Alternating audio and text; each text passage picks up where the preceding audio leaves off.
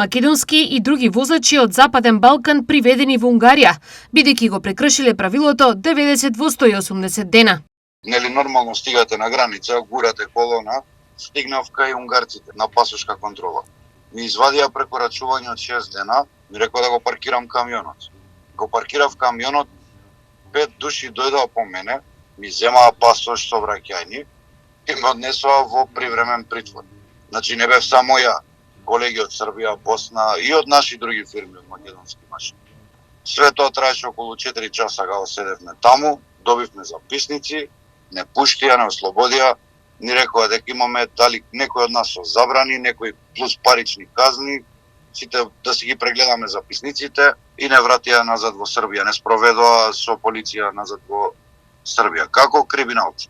Овој случај е континуитет на проблемите со кои возачите од Македонија и Западен Балкан се соочуваат додека се на своите работни места во земјите од Шенген зоната.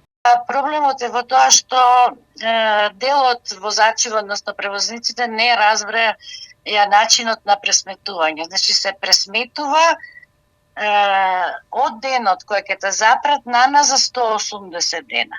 Во тие 180 дена имаш неколку месеци кои што се исклучиво евидентирани електронски со системот, а тоа е од 10 април. Сите превози, односно денови кои што ги имаш пред 10 април, се рачунаат печатите во пасошите. Освен ова, возачите се соочуваат и со други немили моменти, а големи се и паричните казни кои поради споменатото правило им се изрекуваат и на возачите и на транспортерите, како и неголемиот проблем третирањето како обичен граѓанин, а не професионален возач. Исто така голем број на возачи кои што беа на одмор во Грција или во друга некоја држава во Шенген зоната, им се рачунаат и тие денови, бидејќи се уште немаат статус на професионалци, туку ги третираат како граѓани и обични туристи. Што значи, ако си води некоја евиденција, тогаш треба да ги земе во предвид сите овие работи. Овој инцидент се случува на само неколку дена пред веќе закажаните протести кои треба да се организираат на 31 август пред седиштата на Европската Унија во Западен Балкан.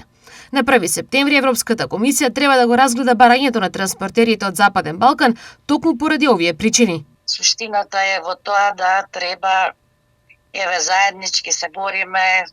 Најавениот протест што е на 31.8. со таа цел да пратиме јасна порака дека треба да се најде некое решение и она што го признаа во јануари дека возачите вршат дејност, конечно да почне и во пракса да се применува.